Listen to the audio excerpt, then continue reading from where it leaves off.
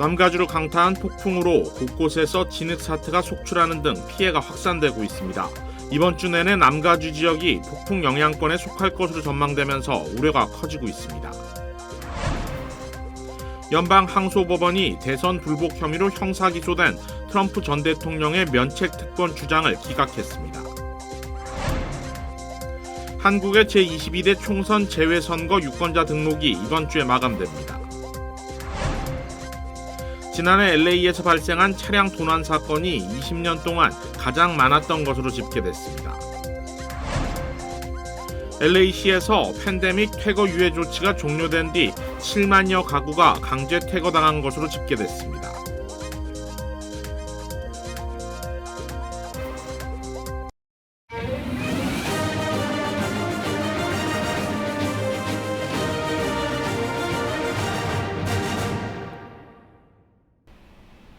시청자 여러분 안녕하십니까? KBS 아메리카 뉴스입니다. 캘리포니아주를 강타한 겨울 폭풍 피해가 점차 확산되고 있습니다. 떠밀려오는 토사에 주택들도 피해를 입고 있습니다. 윤범수 기자가 폭풍 피해 상황을 점검했습니다.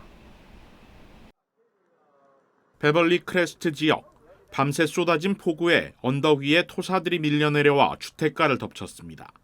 대형 SUV 차체 절반이 진흙 더미에 파묻혔고 또 다른 세단 차량도 꼼짝없이 갇히고 말았습니다. 또 다른 지역, 언덕에 위치해 있는 한 주택은 폭우와 진흙 더미로 앞마당이 잠겼습니다. LA 동부 위티어와 하시엔다 하이츠 지역을 잇는 도로 역시 진흙 사태로 통행이 차단됐습니다.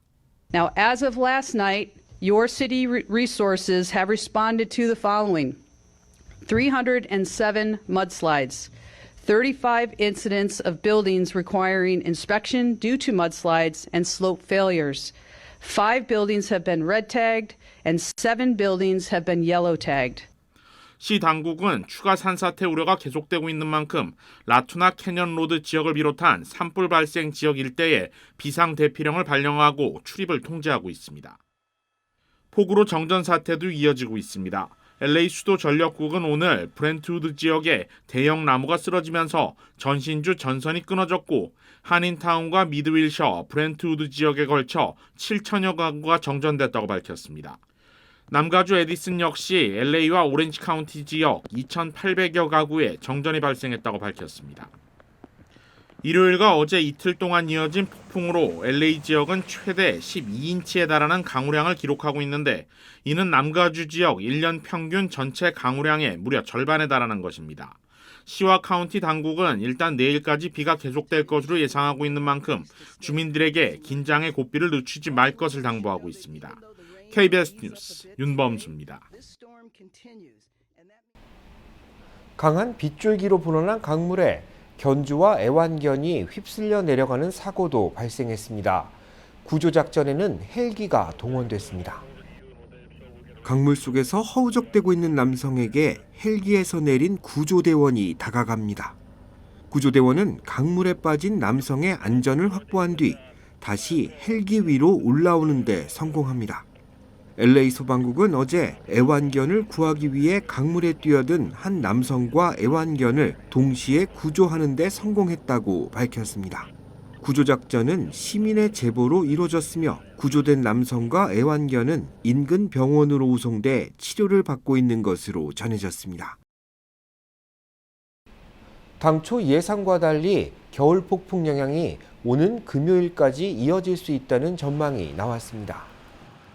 국립기상청은 캘리포니아주 전역이 강력한 폭풍 영향권 내에 머물고 있으며 지역에 따라 오는 금요일까지 비바람이 지속될 수 있다고 예보했습니다. 목요일부터 비의 양은 줄 것으로 보이지만 간헐적으로 소나기가 내릴 수 있을 거라는 전망입니다. 또한 비가 내리고 바람이 불며 쌀쌀한 기온이 이어질 것으로 예측되고 있습니다. 국립기상청은 산간지대에는 지역에 따라 눈이 내릴 수 있고 도로가 결빙될 수 있다면서 높은 지역을 통과할 경우 차량 내에 체인을 비치해 둘 것을 당부했습니다. 내륙지방의 경우 곳곳에 물웅덩이가 형성되고 도로면이 평소보다 미끄러워 운전에 각별한 주의가 필요합니다. 쌀쌀한 날씨는 오는 주말이 지나서야 60도대 후반으로 오를 것으로 전망됩니다. 서부 주요 도시들이 겨울 폭풍 영향에 시달리고 있는 가운데 일본 도쿄에는 폭설로 인한 피해가 속출하고 있다고 합니다. 지종익 기자가 피해 소식 전해드립니다. 철길 건널목에 멈춰선 자동차를 열차가 그대로 들이받습니다. 쌓인 눈 때문에 차가 건널목을 빠져나오지 못한 겁니다. 화물차가 눈길 오르막을 오르지 못하면서 뒤로 긴 줄이 늘어섰습니다. 10時過ぎから降ってきて2時間3時間ぐらいでこれだけだからね。 일본 수도권에 많은 눈이 내렸고 도쿄 도심에도 그제부터 어제 사이 8cm의 눈이 쌓였습니다. 이 때문에 지상 구간을 달리는 일부 전철 노선의 운행이 중단됐고 도로에서는 눈길 사고가 잇따랐습니다. 눈길에 미끄러져 다친 사람도 120명이 넘었습니다. 도쿄와 인근을 달리는 고속도로는 큰 눈이 예고되자 일찌감치 통행이 제한됐고 하네다 공항에서만 항공편 30편가량이 결항됐습니다. 사람들이 귀가를 서두르며 도심 상점의 손님들의 발길이 끊겼고 가게들은 일찌감치 문을 닫았습니다. もう雪で止まっちゃったら帰れなくなっちゃうんで、まだ決まってないみたいで、とりあえず今日は早めにという感じで。 대학 입학시험 전날 폭설이 내리면서 일부 학교에선 시험 시간을 늦췄고 늦는 수험생들을 위한 별도의 교실을 마련하기도 했습니다.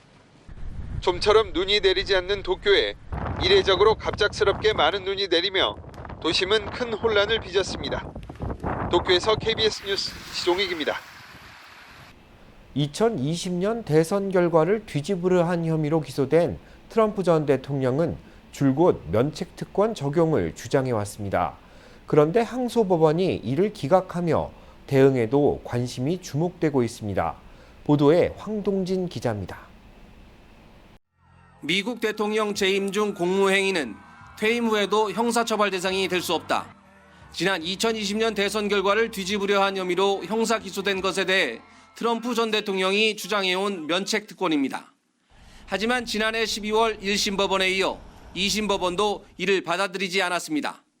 현지 시각 6일 연방항소법원 재판부는 트럼프의 면책특권 주장을 기각했습니다. 재판부는 역사와 정부 구조에 기반한 공공정책에 대한 우려 때문에 트럼프 전 대통령을 기소로부터 면책할 수 없다는 결론을 내렸다고 설명했습니다.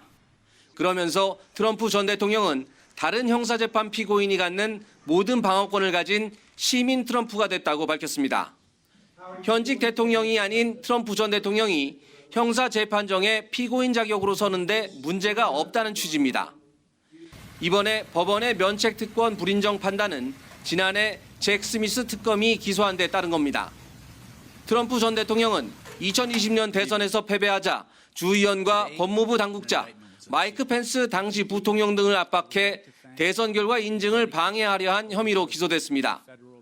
이번 항소심 결과에 대해 트럼프 대선 캠프 측은 트럼프 전 대통령은 대통령직과 헌법을 지키기 위해 상소할 것이라고 밝혔습니다. 하지만 미국 언론들은 이는 형사재판을 11월 대선 이후로 미루려는 전략이란 분석을 내놨습니다. 한편 여론조사에서 트럼프의 30%포인트 격차로 계속 뒤지고 있는 니키 헤일리 후보가 경선을 이어가는 것은 트럼프가 최종적으로 대선 출마를 하지 못하는 상황을 대비하는 것으로 보인다고 의회 전문 매체 더 힐은 보도했습니다. 로스앤젤레스에서 KBS 뉴스 황동진입니다. 한국 22대 총선 재외선거 유권자 등록이 이번 주에 마감됩니다. 등록을 미뤘던 유권자분들은 서두르셔야겠습니다. LA 총영사관은 재외선거 유권자 등록이 오는 10일 마감된다고 밝혔습니다. LA 총영사관 집계에 따르면 유학생과 주재원, 단기 방문 여행자, 주민등록번호가 살아있는 영주권자 등 국외 부재자 2,900여 명, 영구명부에 등록된 재외선거인을 합쳐 5,200여 명이 유권자 등록 상태에 있습니다. 지난 대선 때 집계된 1,273명에 비해 절반 수준을 기록하고 있는데 남은 등록 기간 얼마나 많은 유권자들의 등록이 이뤄질지가 관심입니다. 재외선거 등록은 한국 여권을 소지한 채 미국에 체류 중인 18살 이상 성인은 누구나 가능합니다. 유권자 등록은 공관 2층을 방문해 진행할 수도 있지만 온라인으로 간편하게 신청할 수도 있습니다. 재외선거 유권자 신청을 위해서는 유효한 한국 여권 번호와 이메일 주소가 필요합니다. LA 초용서관은 남은 등록 기간 동안 많은 국민들이 유권자 등록에 참여해 줄 것을 거듭 당부했습니다. 지난해 LA에서 발생한 차량 도난 사건이 20년 동안 가장 많았던 것으로 집계됐습니다. LA시 통계 분석 사이트 크로스타운은 지난해 LA에서 모두 25,825대의 차량이 도난당한 것으로 집계됐다고 밝혔습니다. 도난 사건이 가장 많이 발생한 곳은 LA 다운타운으로 모두 1,582대의 차량이 범죄 피해를 입은 것으로 분석됐습니다. LA 한인타운 지역에는 하루 2대꼴인 모두 697대의 차량이 도난 피해를 입은 것으로 파악돼 LA 전역에서 6번째로 많은 피해를 입은 지역으로 조사됐습니다. LA 경찰국에 따르면 차량 도난의 목적은 해외로 차를 빼돌리거나 부품을 빼내 판매하려는 금전적인 목적보다 범죄자들의 단순한 이동수단으로 활용되고 있습니다. 절도범들이 훔친 차량 대부분이 범죄 발생 인근 지역에서 회수되고 있는 점도 경찰의 이 같은 주장을 뒷받침해주고 있습니다. 뉴욕경찰국이 왓츠앱을 이용한 신고 제도를 도입했습니다. 소매점 강절도 사건에 효과적으로 대응하기 위함입니다. KBTV 김은지 기자가 보도합니다. 뉴욕시 브롱스에 위치한 소매점포 소유주들이 뉴욕시경과 협력해 개설한 왓츠앱 그룹 채팅창은 타운 내 빈번하게 발생하고 있는 소매점포를 타깃으로 한 강도 및 절도 사건에 대응하기 위해 점포 내에서 범죄가 발생할 시 피해자들이 즉시 도움을 요청할 수 있고 인근 다른 점포에서는 피해 업주가 보고한 용의자의 인상착의 및 인종, 공유된 내용을 토대로 사전에 조심할 수 있으며 용의자 검거에 도움을 준다는 방침입니다. 더 중요한 것은 과거에는 911로 신고를 해도 제때 경찰이 출동하지 않아 불만이 많았지만 그룹 채팅을 통해 실시간으로 답변을 받고 출동할 수 있어 경찰이 현장에 도착하는 데까지 시간이 단축됐다는 평가를 받고 있습니다. 실제로 지난 12월 중순에도 브롱스에서 뷰티 서플라이 매장을 운영해온 70대 한인업주 류강환 씨가 점포에 들어온 괴한이 휘두른 칼에 복부를 수차례 찔려 중태에 빠졌습니다. 뉴욕 한인회 등 한인단체 관계자들이 조속한 사건 해결과 뉴욕시에 아시안 및 소상인을 타깃으로 한 강력범죄 대책을 요구했으며 지난 1월 초 흑인 용의자가 체포됐습니다. 한편 흉기 피습을 당한 류 씨는 현재 심장과 대장, 폐, 신장 등이 크게 손상을 입었고 4차례 수술을 받고 현재 산소호흡기로 생명을 이어가고 있습니다. 뉴욕 한인회는 소상공인을 대상으로 저지르는 범죄가 너무 만연한 뉴욕시 현실을 규탄하며 이것은 당연한 것이 아닌 잘못된 것임을 분명히 하고 경찰 인력 배치 강화와 피해 보상, 대책 마련, 범죄자 처벌 강화 등을 촉구하는 시위 집회를 수차례 이어갔습니다. KBTV 뉴스 김은지입니다. 한국통일부가 그동안 베일에 가려져 있던 북한 내부 상황을 공개하는 보고서를 발표했습니다. 관련 소식 유호윤 기자가 전해드립니다. 비료 부족으로 겨울이면 경쟁적으로 인분을 모으는 거름 전투를 벌일 만큼 낙후된 북한 경제. 단편적으로만 전해지던 북한의 실상을 확인할 수 있는 정부 자료가 나왔습니다. 통일부가 3급 비밀로 묶어놨던 탈북민 심층 조사 결과를 공개한 겁니다. 배급제를 기반으로 한 국영 경제 붕괴는 수치로 확인됩니다. 최근 탈북한 이들 중 72.2%는 식량 배급 경험이 없었고 직장에서 일하고도 아무것도 받지 못한 경우는 50%나 됐습니다. 국가가 식량난을 해결할 여력이 안 되는 겁니다. 농사가 대풍년이 왔다.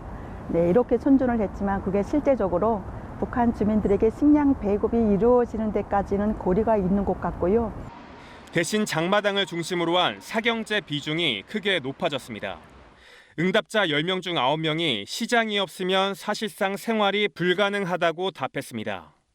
장사나 밀수로 번 비공식 소득이 주 소득이라고 답한 비율은 69%까지 늘어났습니다. 주택 거래도 일상화된 것으로 조사됐습니다. 소유권 대신 살림집 이용 허가증을 사고 파는 건데 주택 양도나 매매 경험이 있다는 응답자가 34%로 나타났습니다.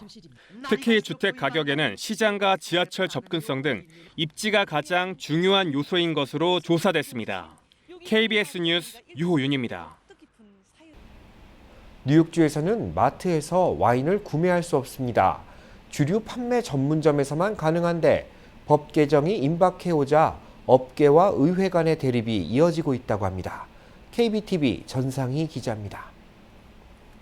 리즈 크루거 뉴욕주 상원의원과 파멜라 헌터 뉴욕주 하원의원이 발의한 식료품점과 슈퍼마켓 등에서 와인 판매를 허용하는 법안이 주 상원을 통과할 것으로 예상되면서 주류 판매점과 관련 종사자들이 이에 강한 불만의 목소리를 내고 있습니다. 뉴욕주에서는 현재 리커스토어에서만 와인 판매가 가능합니다. 퀸즈 지역 매체에 따르면 식료품점과 슈퍼마켓 내에서 와인 판매 라이센스를 취득하면 주류 판매점에서 상당 부분 차지하던 와인 매출이 줄어들 것으로 예상되고 이로 인해 뉴욕주 전역에 약 3,300개 이상의 독립 주류 매장 역시 위기에 처해질 것으로 내다봤습니다. 퀸즈 지역에만 약 600개의 주류 판매점이 있는데 만약 와인 판매가 슈퍼마켓에서 가능해질 경우 이들은 모두 폐업 위기에 놓일 수 있다는 우려의 목소리가 나오고 있습니다. 뉴욕주 주류 판매점을 대표하는 메트로폴리탄 패키지 매장 협회 마이클 코레라 회장은 자신이 운영하는 브루클린 하이트 주류 판매점도 와인으로 발생하는 매출이 전체 수입의 80%에 해당한다고 전하며 해당 법안이 소규모 매장을 마비시켜 잠재적으로 많은 사람들이 실직하게 될 것이라고 토로했습니다. 이에 반해 법안을 발의한 리즈 크루거 주 상원의원은 뉴욕주뿐만 아니라 버지니아, 펜실베니아, 노스캐롤라이나, 워싱턴 DC 등에서 모두 식료품점에서 와인을 구입할 수 있다며 뉴욕주에서도 소비자들이 주류 쇼핑을 편리하게 할 수 있어야 한다고 밝혔습니다. 크루거 의원은 현재 미국 내 식료품점 와인 판매가 가능한 주는 40여 개에 달하며 주 법안이 통과될 경우 와인 매출 증가로 와인 산업이 더욱 활성화되고 이로 인한 일자리 창출이 가능할 것이라고 전망했습니다. KBTV 뉴스 전상입니다. 애플 비전 프로를 착용한 채 자율주행차를 운전하는 영상이 소셜미디어에서 큰 인기를 끌고 있습니다. 교통부는 위험한 행위라면서 즉각 중단해야 한다고 경고했습니다. 박일중 기자입니다. 한 소셜미디어에 올라온 영상입니다. 운전자가 두 손을 운전대에서 뗀 상태로 허공에 대고 뭔가를 조작합니다. 운전자가 쓰고 있는 건 최근 애플이 출시한 혼합 현실 헤드셋입니다. 2,500만 명 넘게 본 이 영상에 대해 우려가 쏟아지고 있습니다. 먼저 이 운전자가 탄 차량은 테슬라가 지난해 말 출시한 사이버 트럭입니다. 이 모델은 스스로 차선이나 속도를 조정할 수는 있지만 주행 중 시스템이 대응하지 못하는 변수엔 사람의 개입이 필요한 자율주행 단계가 적용됐습니다. 운전자가 운전대에서 손을 떼선 안 된다는 얘기입니다. 여기에 애플의 혼합현실 헤드셋을 쓰는 건 더 위험합니다. 혼합현실은 현실 세계에 3차원의 가상물체를 겹친 증강현실을 더 확장한 것으로 이 혼합현실 헤드셋을 쓰면 시야를 완전히 가리지는 않지만 주의가 분산될 수밖에 없습니다. It looks like it's right in happening in the store, and I see the tail's almost hitting me. Okay, oh god, okay. 미 교통부 장관은 소셜미디어에 이 영상을 공유하고 현재의 첨단 운전자 보조 시스템은 사람 운전자가 항상 운전에 완전히 관여해야 한다고 강조했습니다. 애플의 사용자 설명서에도 이 헤드셋을 쓰고는 자동차나 자전거 또 중장비를 운전하지 말라고 돼 있습니다. 뉴욕에서 KBS 뉴스 박일중입니다. 서부 주요 도시들의 삶의 질이 크게 떨어진 것으로 집계됐습니다. 특히 소득 간 불균형과 일자리에 대한 문제가 이 같은 원인을 제공한 거라는 분석입니다. 비영리단체 밀켄 연구소가 오늘 발표한 보고서에 따르면 서부 주요 도시들의 삶의 질은 하위권을 맴돌았습니다. 캘리포니아주의 대도시들은 모두 최상위권에 포함되지 못했는데 남가주 지역의 경우 특히 두드러진 하락세를 보였습니다. LA는 200개 대도시 중 122위를 기록해 지난해에 비해 54계단 내려왔고 얼바인은 78위를 기록해 22계단 하락세를 보였습니다. 밀켄 연구소의 보고서는 일자리 수급력과 임금, 기술적인 성과와 주거 구매력, 소득 간 불균형을 토대로 작성됩니다. 이번 보고서는 지난 2022년 자료를 통해 작성됐기 때문에 올해 체감할 수 있는 실질적인 삶의 만족도는 더 낮을 수 있다는 전망입니다. 팬데믹 퇴거 유예 조치가 종료된 뒤 7만여 가구가 LA시에서 강제 퇴거당한 것으로 집계됐습니다. LA시 회계감사관실에 따르면 지난해 2월부터 12월까지 LA 주택국에 접수된 퇴거 통지서는 7만여 건을 훌쩍 넘어섰습니다. 퇴거 통지서의 90% 이상은 임대료 미납 관련이었는데 3일 내 퇴거해 줄 것을 통지하는 내용이 대부분이었습니다. LA에서 퇴거가 가장 많이 이뤄진 곳은 할리우드 지역으로 5천여 건이 넘는 퇴거 통지서가 발급된 것으로 확인됐고 페어팩스 지역은 3,800여 건으로 그 뒤를 이었습니다. 주택임대료 체납에 관련된 퇴거 조치는 올해 더 많이 이루어질 거라는 전망입니다. LA 시의회가 발의한 법안으로 임대료 지급이 지연되고 있는 신청자의 경우 일단 퇴거 명령에서 자유롭지만 주택 소유주들의 반발이 거센 상황이기 때문입니다.